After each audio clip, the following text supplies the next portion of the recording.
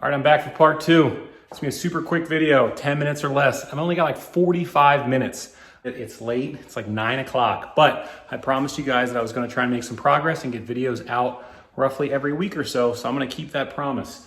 Basically, this is what happens. Life happens, you don't have a lot of time to work, so we're gonna try and get what we can done. I'm gonna film it and hopefully give you guys some motivation in case you've got a project, but you feel like you don't have enough time. Just do a little bit every night, or as much as you can, if not every night, as often as you can. Let's get started.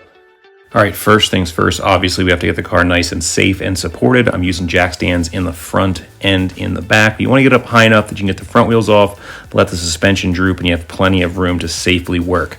If you haven't watched it, go back and check out the part one video. I'll show you a little clip from it here in a second. Basically, I list all of the parts, all of the pricing, and it's super helpful if you're doing this on an old Comet, Falcon, or Mustang. Check it out first. All right, we got her up level in the air. Nice thing about these Comets is like there's a really great spot right here in the front out of the way to support the front. We've got the rear supported by the rear axle, got the front wheels off, so we can see kind of what we're going to be working with here. And honestly, the first thing that I'm going to go ahead and do is hop in the car and see if I can mark where the true center of the rack is. So what I'm going to do is I'm going to turn it to full lock. I'm going to like use a piece of tape on the steering column and the wheel and mark it at full lock, like all the way, driver's side. Then I'll turn it all the way passenger side and mark that. But the reason for that is I want to try and get the steering as straight as possible. My steering wheel, if you look in here, I mean, it's kind of like roughly straight right now, but there's no rhyme or reason really to like where this wheel is aligned. So we're going to try and find true center of the rack. And that way, when we get everything on there and we go ahead and try and do like a rough alignment just to like get it to the alignment shop, we're kind of where we want to be. Okay, we've got some tape on the wheel right now. That, you can hear it. That's full lock right there. Okay. And it ain't gonna be exactly perfect, but we'll go ahead and mark it.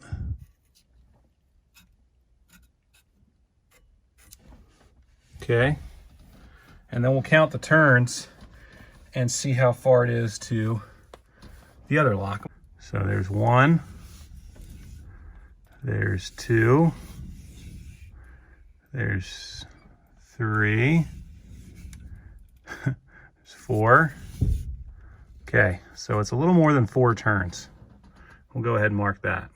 And the way that I'm thinking about this is if I go 2 turns and then halfway in between these 2 lines, I think that should roughly be the center. So we're at left lock right now, kind of where it just rests. So if I go 1 turn, 2 turns, and then I just try and put it somewhere in the middle. Okay, and I'll try and measure that a little better, but that should be centered. I literally just found this fun little tape measure in my toolbox, and I'm gonna go ahead and line it up here between my lines and then get the midpoint. So we're just a little bit, we're like 8.5. So if I get it to like 4 1/4, right? There's 1, that one's like 8.5.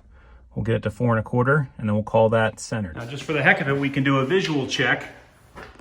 And if we look at that, that looks pretty darn centered. Now, it wouldn't be perfect, but I could pull a measurement, especially if I had the tire on there, kind of from wheel to wheel. I could try it from the brake rotor, but sometimes that's not always super accurate. But that is the center of the rack. Things first, and then we'll probably brake for the night. I'll try and get these tie rods off. I'm not even gonna mess with the inner or the outers, like trying to break this part loose. And we're gonna label them once we pull them off so that we install the new ones at the end. We get the length about the same as it was before as a starting point. So we've got to go ahead and pry these little guys out and then break this castle nut loose. Sometimes you can smack this with a hammer and it'll drop down. Sometimes you got to use a special tool, we'll see. And we got to be careful we hit anything with a hammer that we don't reset where the steering was.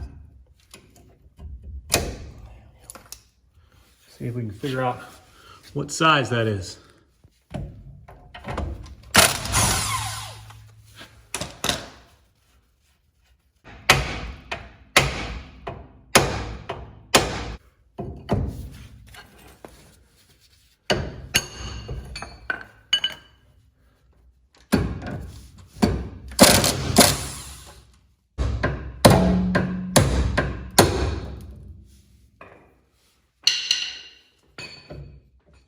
Okay, I went ahead and marked which side was the outer and the inner, because that'll be helpful later. And this is the passenger.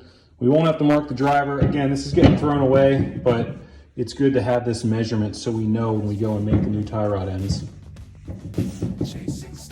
Okay, we'll just throw the time lapse on. Obviously, you have to do the same exact thing on the driver's side. Now, you'll notice when I hit everything with the pickle fork there, it kind of moves the steering back and forth. So make sure at the very end that you go back and ensure everything is centered. You want the rack centered after all these parts come off. It shouldn't move that much, but it will move some. You can definitely see it here in the time lapse. All right, guys, that's gonna wrap it up for today. Remember to go back and check the last video. Like I said, I'm gonna keep these things short, but I only had like 40 minutes. So go back, check out the last video. The last video has all the part numbers. It has all the pricing, everything that's going in here. I'll flash up a picture of all the stuff. There's tons of things going on in that last video. That's a great kind of starter to know what's happening. But yeah, so we got that. Basically, tie rods are out. We'll make sure that the steering didn't move, and then hopefully the steering really won't move after this because it's not connected to the rack anymore, and we can just disassemble everything else. So far, knock on wood, things came out pretty easy. We got everything marked on our table right here, and we'll do it again in the next video. See you next time. Thanks for watching.